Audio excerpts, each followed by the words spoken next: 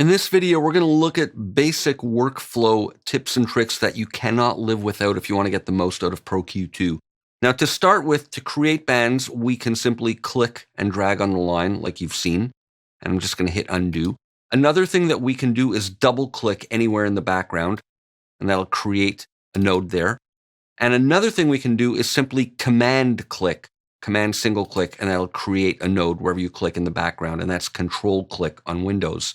Now, to select bands, we can just obviously click on the dot to select them. We can command click to select multiple bands, and we click in the background to deselect. Let me create another one here. And we can shift click to select a range of bands. So for example, I selected those three, but omitted those, or that one, and click in the background and deselect. We can rubber band select like that to establish multiple selections there. I excluded that one there, or I can obviously include it. Now, once they're selected, we can edit bands multiple ways. We can click and drag to edit the frequency and gain. And if we have multiple bands selected like this, the gain of all the selected bands are going to be scaled relative to each other. So if I drag up, you see the lower ones are going down and they're going the opposite direction like that. Now, we can also, of course, adjust based on these knobs here, but we're looking at adjusting right in the display. So again, a selected band works as you would expect. Multiple bands, they work in opposite directions. Now, we can also use the mouse wheel or hold the command key down, and that's control on Windows, to adjust the Q of the selected bands. So if I just use the mouse wheel, they're all getting adjusted together. And again, the three bands that are selected.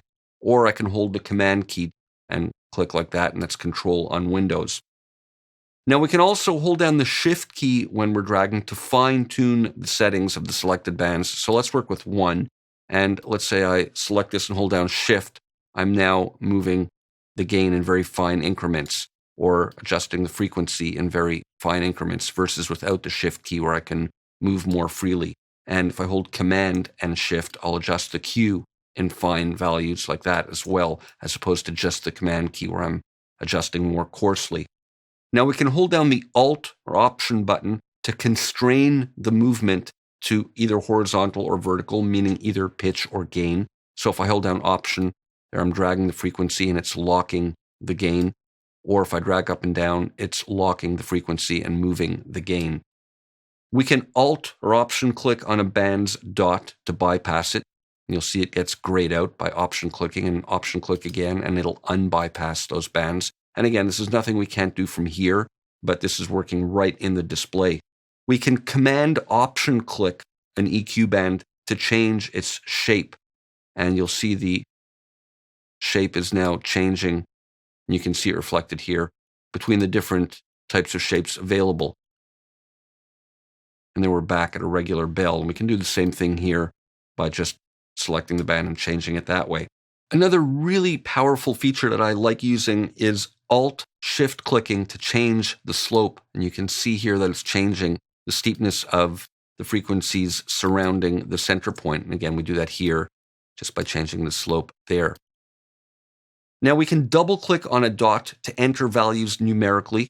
So I'll double click and I can type in a value there. And I can type in not only a number, like let's say 100 or let's say 1000, to put it to exactly 1000 hertz, but I can also type in musical notes. I can type in, let's say, A3, and that'll quantize the position to exactly where it would be on the piano keyboard there. You see it's right on A3, so we can quantize to either hertz or to musical pitches that way.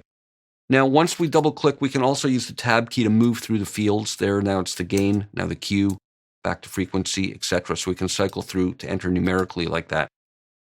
We can right click on a dot to access a lot of these functions as well. We can disable, meaning bypass, or enable, and we can change the shape of the curve, the slope, the stereo placement if we want to adjust just left or right. We can split it or delete it. And again, all this is available here. We bypass the slope there or the band there, change the type of curve, the slope, frequency, gain, Q. We can do the Q gain coupling, which I showed you in the last video there. We can click here to operate on the left side only. We see a little L. Click here to operate on the right side, or both together, which is the default, or we can split them and it duplicates the left and right, so we can make minor adjustments and they're right near each other like that. And they're different colors for left and right. Now, we can also change the display range that we're working in here at the upper right.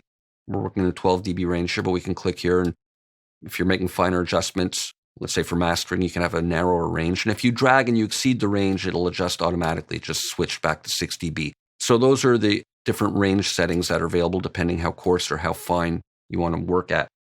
We can zoom the frequency range displayed here by dragging the frequency scale at the bottom, drag up or down so we can zero right in. And depending where you are in the zoom level, you can also drag left and right, but up and down works better. And we can just double click there to revert to the full range display.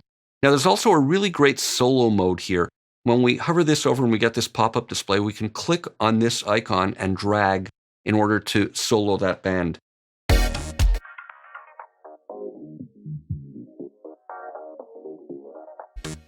Now, a couple of tips. We can click and drag and we can add the command key, and that's control on Windows, to adjust the Q at the same time, and that works on bell or shelf bands.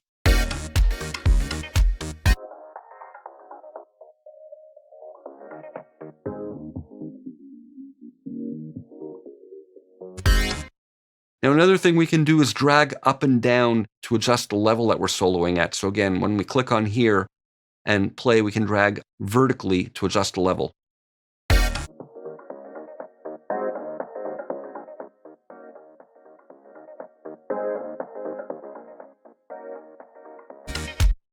And when you're soloing like this, you don't hear the effect of the EQ band itself, but instead you'll hear the part of the frequency spectrum that's being affected by the band. And as you've heard, the Q affects what and how we're hearing it. So these are, to me, basic workflow functions that you need to get under your fingers to get the most out of Pro Q2, and we'll continue with more in the next video.